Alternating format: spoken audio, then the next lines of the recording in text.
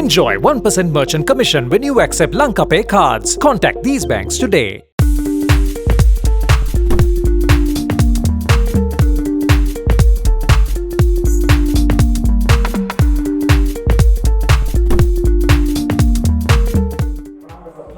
To Mr. Mark Surgenor, the Chief Executive Officer of HSBC Sri Lanka and Maldives.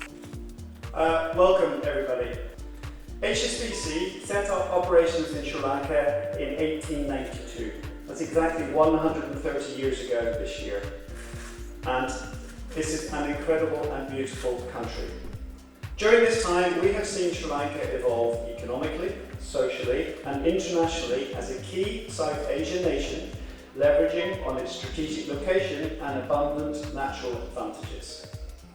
In my short time here, I've had the privilege to travel around this most scenic and picturesque country with breathtaking views and unique and rich biodiversity. However, with development comes challenges.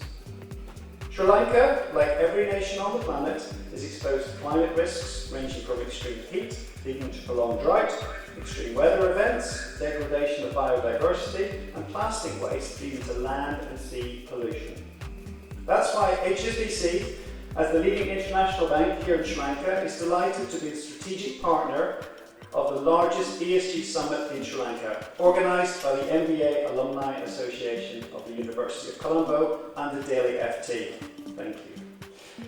And we thank the organisers for putting together this landmark summit, bringing together experts locally and internationally to support us all.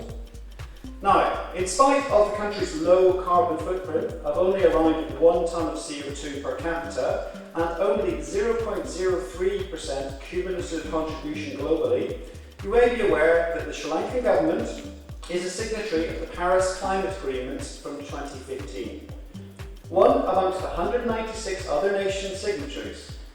Sri Lanka has also submitted its updated NDCs to the UNFCCC, joining over 200 nations worldwide that have done so in 2021. And we look forward to hearing more on this from Dr. Jasinga, who was instrumental in driving this. Thank you, sir. In 2020, the HSBC Group set a bold ambition to become itself net zero by 2030, or sooner, and introduce a plan for the planet to help build a thriving, resilient future for society and businesses. By prioritising financing and investment that supports the transition to a net zero global economy. The bank has pledged to finance between $750 billion and $1 trillion specifically to help our clients globally make these transitions to a sustainable future. As we have done throughout our history, we want to help our customers open a world of opportunity so that they can realise their ambitions. Along with our group's net zero ambition, we want to support our clients make the transition to a low carbon economy, because we recognise how we do business is just as important as what we do. We're always being asked what other clients are thinking and doing when it comes to ESG. And that's why a week ago, HSBC launched its first ESG sentiment survey. You'll not be surprised to hear that climate change concerns were at the forefront. But also what was key were issues around social issues, culture and board governance. It's all an ecosystem. Our ESG survey shows wide regional differences in terms of ESG understanding, incorporation and perception. But reassuringly, half of all respondents stated that they plan to increase their levels of ESG analysis over the next 12 months.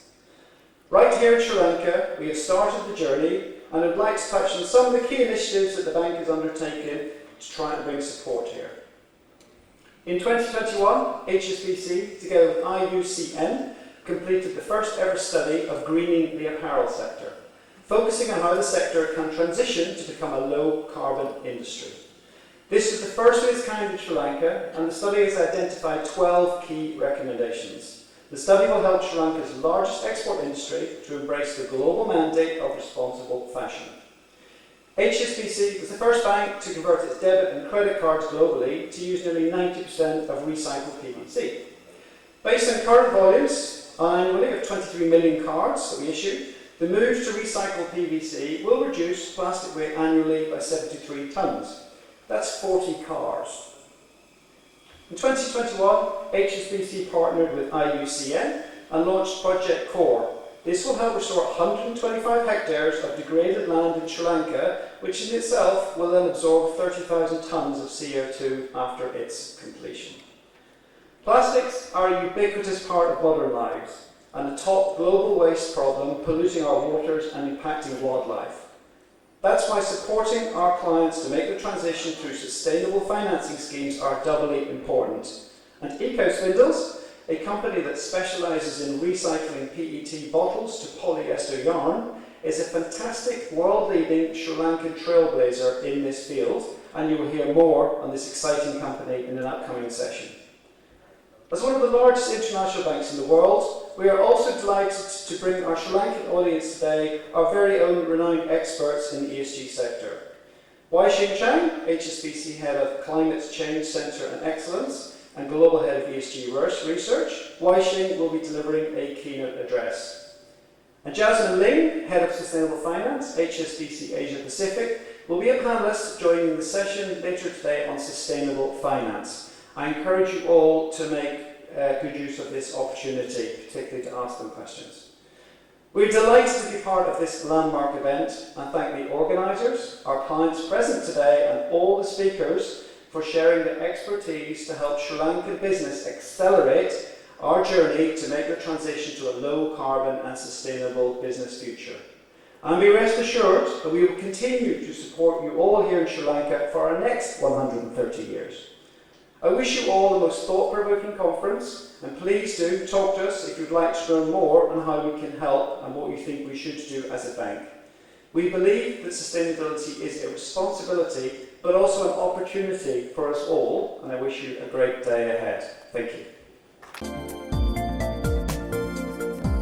For more latest news, subscribe to FTTV.